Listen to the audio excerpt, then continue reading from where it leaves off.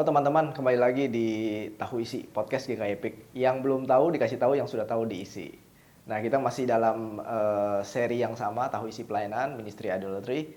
Dan kita akan melanjutkan ya, masih sama nih bintang tamu, ada Ko Surya dan Bro Rizko. Kita akan melanjutkan dari episode-episode yang sebelumnya. Nah, kita kan episode yang lalu kita bilang nih, Bro Rizko bilang kalau pelayanan itu kita bukan hanya di gereja, tapi juga keseluruhan hidup ya, kita kemarin kita ngomong begitu. Termasuk di rumah, di pekerjaan, di kehidupan sosial kita, teman-teman, dan dimanapun lah kita berada, kita melayani Tuhan. Kita ada seorang pelayan gitu ya. Nah, pertanyaannya kalau gitu, boleh dong, saya pelayanan nggak usah di gereja nih.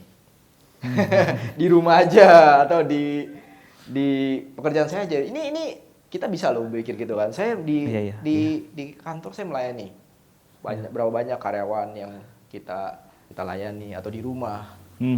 Kita melayani keluarga itu, atau ya dimanapun lah ya, itu udah cukup menyita waktu kita, cukup sibuk. Bolehlah pelayanan kita, boleh dong nggak usah di gereja, atau buat apa gitu, gimana menurut saya malah mau bertanya kembali nih, saya saya malah mau bertanya, kenapa nggak mau pelayanan di gereja gitu? Oh iya. Mau sih mau, tapi kan kalau ada pilihan boleh pilih yang lain. Iya, kenapa itu nggak dilakukan juga di gereja gitu?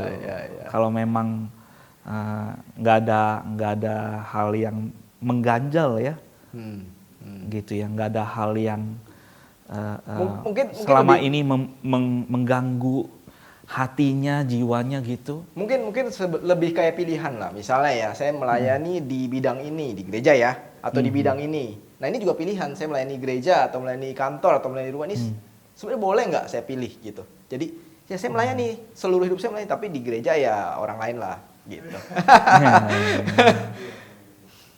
Ini pertanyaan menarik ya, ditanya begini jadi berpikir lah gitu ya. Tapi kalau saya pikir-pikir mungkin kenapa saya pelayanan di gereja gitu, kenapa nggak pelayanan lain, kan banyak juga pilihannya. Tapi waktu Tuhan minta begitu kita ikut gitu ya. Ada amanat agung gitu ya, misalkan ada beberapa hal yang Tuhan minta kita lakukan, menjangkau orang, terus juga memberitakan kepada yang lain. Istilahnya kan kalau kita misalkan dapat makanan nih enak, udah tahu enak, kita juga mau kasih tahu orang lain bahwa ini enak nih, ini bagus gitu ya. Saya kalau lakukan sendirian itu akan jauh lebih sulit daripada lakukan sama-sama gitu kan. Gereja itu kan sekumpulan orang percaya. Kita nggak ngomong gedung ya, berarti kan sebenarnya kan bukan di mana, tapi dengan siapa gitu kan.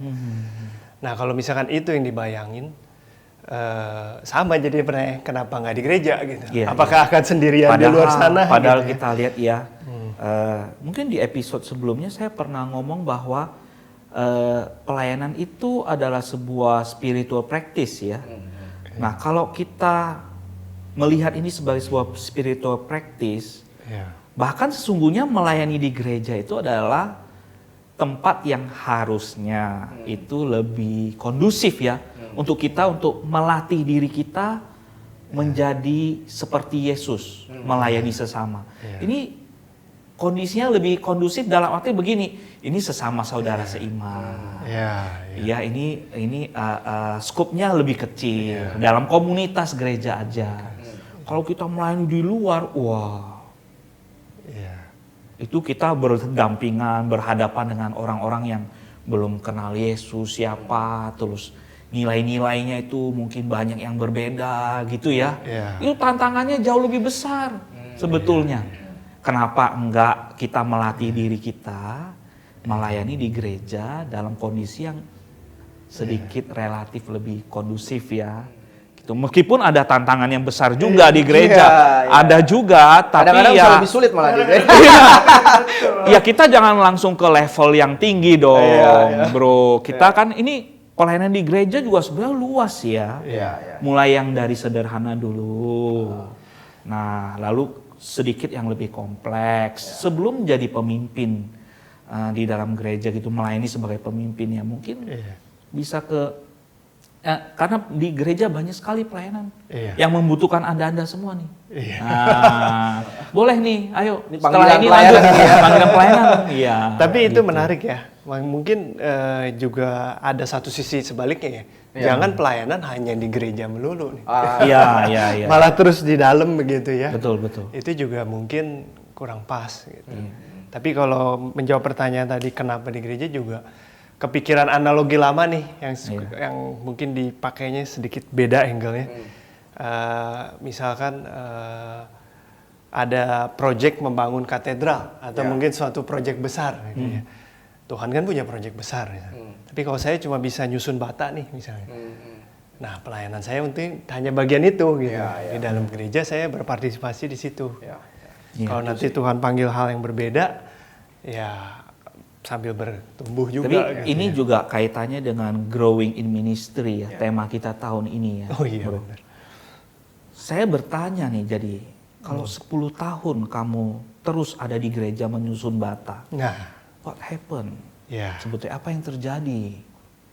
Kenapa kamu selama 10 tahun di gereja nyusun bata terus? Maksudnya harusnya keluar gitu ya? Ya harusnya kamu bisa melakukan sesuatu yang lebih besar mungkin. Ya. Dan mungkin ya sekarang buka nih, betul, jangan kenapa 10 tahun pelayanannya hanya di gereja aja. Jangan-jangan kamu ada di comfort zone. Ya.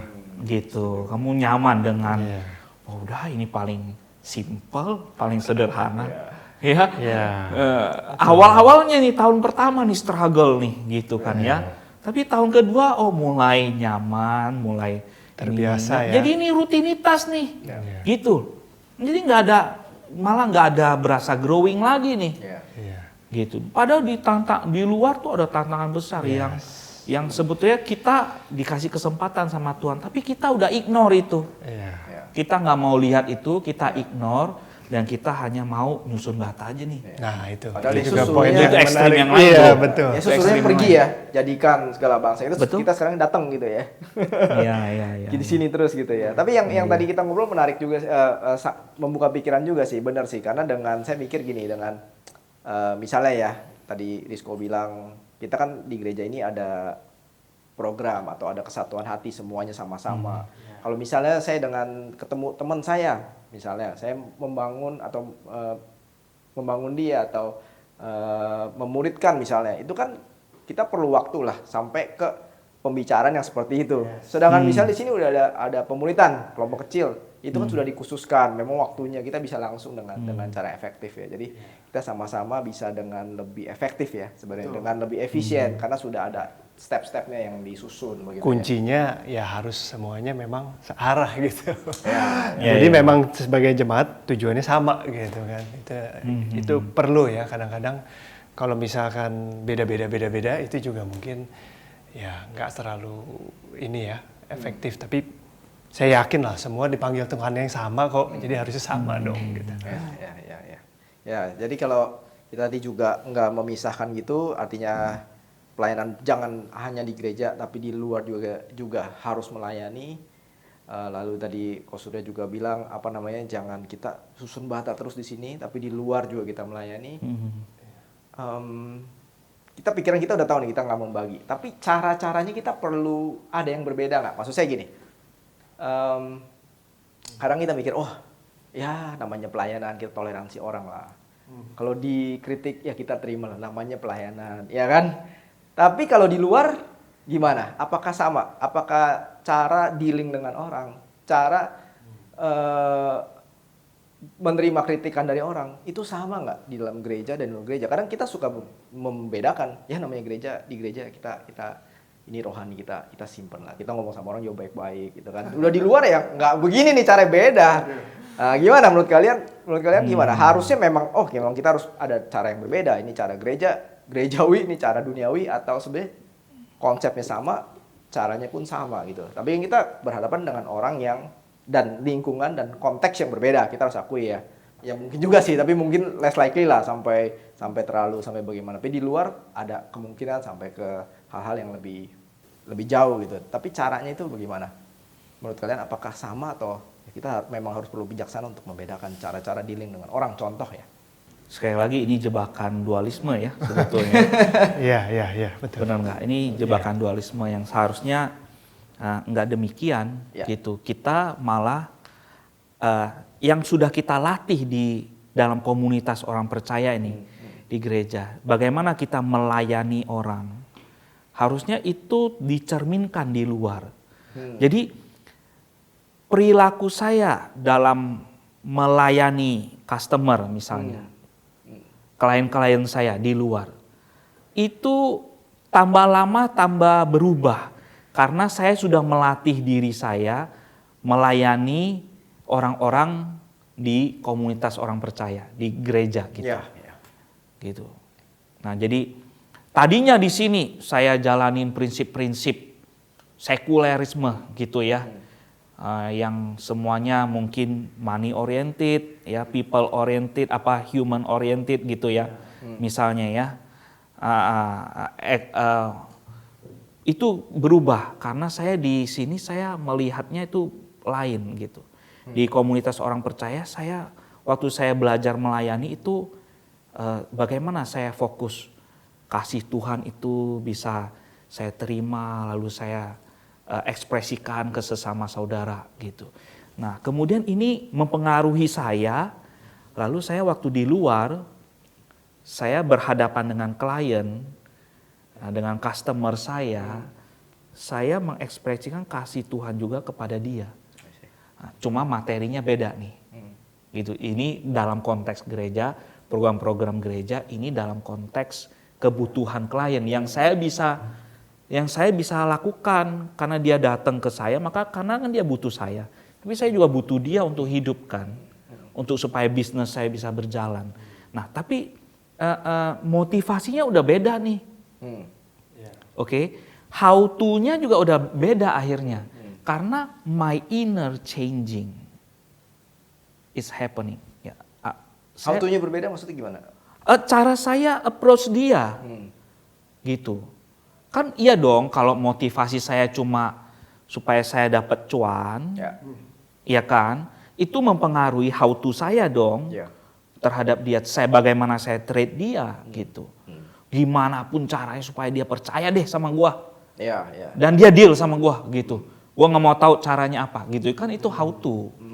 Nah, tapi itu kemudian berubah karena saya sudah mengalami perubahan di dalam dan saya sudah berlatih sedemikian rupa di gereja, di komunitas orang percaya. Lalu itu mengubahkan saya di sini, gitu loh. Nah, langkah praktisnya gimana nih? Kita di gereja kita melayani, sambut, diselak orang ya udah duluan. Habis pulang gereja kita pergi makan ke restoran, makanan lama dikit kita rasa, waduh diselak orang rasa gimana? Udah bayar nih, ya kan? Gimana nih langkah-langkah praktis ya supaya kita ini setelah ngobrol-ngobrol hidup kita jadi satu dimanapun berada kita sadar kita adalah pelayan Tuhan gitu. Pada prakteknya harusnya nggak ada ya kan, harusnya semua sama, nggak ada dualisme seperti itu. Dan Tuhan mau kita kan karakternya yang dibentuk dan diubahkan, bukan cuma lakukan ABC di tempat DEF gitu, semua ada kotak-kotak berbeda. Tapi sama seperti yang tadi di sharing gitu, namanya kita manusia. Kadang-kadang misalkan emosi bisa terbawa emosi, tapi kan harusnya sadar gitu. Tuhan juga akan bantu kita melalui proses-proses itu. Jadi misalnya kita masih bergumul dalam hal ini, misalnya nggak sabar, makanan nggak keluar nggak sabar. Terus Tuhan pasti akan bentuk kita, baik itu melalui pelayanan atau kejadian-kejadian itu. Malah mungkin Tuhan tahu nih, kalau nggak sabar dalam hal itu setiap pesan mungkin bisa berapa lama ke depan telat terus. Malah itu sarana untuk kita belajar ya. Malah mungkin bisa jadi begitu gitu. Habis itu kan kita ketemu ke gereja, ngobrol sama temen misalnya, Di gimana nih, gue masih nggak sabar nih, gitu kan. Nah, itu nggak selalu berhasil ya, Di. Apa yang kita latih di dalam komunitas gereja, komunitas orang percaya, bagaimana kita melayani, bagaimana kita kemudian bersikap, itu mengubahkan karakter kita, itu by proses. Di luar itu nggak selalu berhasil loh, Di. Saya sendiri ya, saya pernah terdesak ya karena ngantar anak gitu kan, itu buru-buru ya. Karena udah waktunya agak mepet hari itu. Saya kemudian kembali ke behavior yang dulu ini. Ugal-ugalan itu, dan kemudian ya ada orang yang nggak nyaman gitu di jalan karena perilaku saya. Ya, kemudian ada konflik. Wah, Setelah itu saya disadarkan dan saya menyesal. Gitu. Ya bedanya ya dulu nggak ada penyesalan, bro. Nah, sekarang ada penyesalan dan memperbaiki diri gitu. Tapi itu kan nggak selalu berhasil. Artinya apa yang saya pelajari firman Tuhan di hidup bersama dengan komunitas orang percaya di gereja.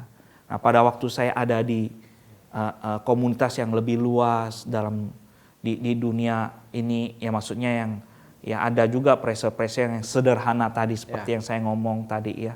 Contoh itu ya itu kadang bisa membuat saya jatuh ke dalam hal yang dulu gitu. Tapi yang membedakan adalah yaitu saya menyesal, kemudian saya juga berusaha cari way out gimana saya nggak kesana lagi, nggak mengulang lagi hal yang sama. Kalau dulu kan arahnya bukan itu, mencari pembenaran diri, ya terus berkeras di sana, gitu ya, dan merasa inilah saya berhak, itu semua kata muncul. kunci yang penting sih ya. Ada penyesalan terus kita kan dibentuk berubah, gitu, berubah. Iya. Kalau terus-terusan begitu, di luar begitu terus, di gereja begini terus, Iya. ya itu yang salah mungkin kita itu yang salah. Iya, Oke, iya. Kita ngobrol-ngobrol begini kita bukan ngomongin di luar, kita sendiri. Kita ngomongin sendiri. Pergumulan Iya, sendiri iya, nih, betul. benar-benar Iya, real iya, ini ya. iya. Pergumulan yang sangat real sekali ya. Betul. Oke, thank you banget nih. Biasanya saya yang kesimpulan, kali ini gantian nih. Nah, kalian 1-2 kalimat tentang pelayan apa atau ministry adultery. Ya pelayanan apalah buat kalian. Mungkin mau siapa dulu? Bro Disko. Mungkin habis ngobrol-ngobrol ini bukannya jadi nakut-nakutin ya, jangan pelayanan atau malah jadi khawatir, sebenarnya kan enggak ya. Iya. Kalau buat saya sih waktu ikut di pelayanan, satu itu yang tadi saya percaya. Dengan involve di pelayanan, hubungan dengan Tuhan itu lebih dekat. Karena pasti kita akan menghadapi berbagai macam hal gitu ya.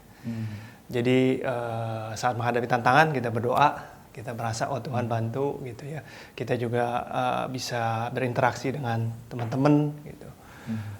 Bertumbuh melalui proses itu. Karena kita semua lah ya, bukan orang sempurna kan ya. Tapi kita harus dibentuk terus gitu. Lalu yang kedua, menurut saya itu pelayanan bentuk dari ketaatan. Jadi kenapa kita lakukan ini? Sebenarnya nggak perlu banyak alasan A, B, C, D, E, F. Emang itu Tuhan minta gitu ya, kita lakuin gitu kan. Itu aja sih. Oke. Thank you Bro Disko. Dari Ko Surya. Iya, tidak menutup kemungkinan saya kira siapa aja bisa masuk ke dalam jebakan ini. Jebakan yang saya masukkan adalah menjadi penyembah berhala pada saat kita melayani. Gitu. Jadi siapa yang jadi berhala itu? Jangan-jangan diri kita sendiri, si aku sendiri gitu yang jadi berhalanya gitu ya. Nah, bagaimana kita bisa tidak masuk ke dalam jebakan ini? Pertama, kita harus peka terutama kepada apa yang Tuhan katakan kepada kita. Kita harus clear dengan panggilan pelayanan. Dan dalam komunikasi dengan Tuhan, dalam hidup bersama dengan Tuhan, kita perlu selalu aware, sadar sebetulnya siapa saya, siapa Tuhan. Itu hal yang paling simpel, bro. Setiap kali ada hal yang muncul, kita bisa mengakui Tuhan, Engkaulah Tuhan. Saya bukan Tuhan. Engkau luar biasa, penuh dengan kemuliaan. Engkaulah sumber hikmat. Engkau yang memberikan saya karunia dan skill untuk melayani. Jadi saya ini bergantung kepada Engkau, Tuhan. Pengakuan-pengakuan itu kedengarannya sangat mendasar dan saya kira juga praktis ya buat kita. Ketika kita merasa kayak saya yang harus ada di tempat itu, kalau pelayanan ini nggak bisa berjalan tanpa saya, itu beberapa alert saya kira yang perlu kita lihat bahwa jangan-jangan saya ada dalam bahaya ini. Dan jangan sampai pelayanan yang harusnya jadi sarana untuk kita growing, malah itu kontraproduktif, membuat kita jatuh dalam penyembahan berhala. Nah, saya kira itu beberapa tips singkat ya. Oke. Pertama, sampai sekarang belum makan-makan nih, cuma pajangan doang, tahu isi. Nah, kita boleh makan nih, boleh makan. Silakan. Tahu beneran nih. Tahu beneran. Tahu beneran. Jadi selama ini hanya pajangan aja. Silakan. Ayo. Waduh, takut. Oke, sip. Penutupan dulu. Oke, jadi ini tadi kita sudah ngobrol-ngobrol tentang pelayanan, tahu isi pelayanan. Jadi kita juga nanti akan ada banyak sesi-sesi yang lainnya, topik-topik lainnya. Buat teman-teman juga kalau pengen ada topik yang dibahas, ada tema yang kita bawain dong di podcast ini, kalian bisa mengirimkan tema-tema tersebut ke email kita podcast.gkepik@gmail.com. Dan kalau kalian juga pengen denger diberkati dan diisi dengan tema-tema dan podcast-podcast yang tidak kalah keren dan menariknya, kalian subscribe ke YouTube kita GK Epic atau Spotify kita Tahu Isi.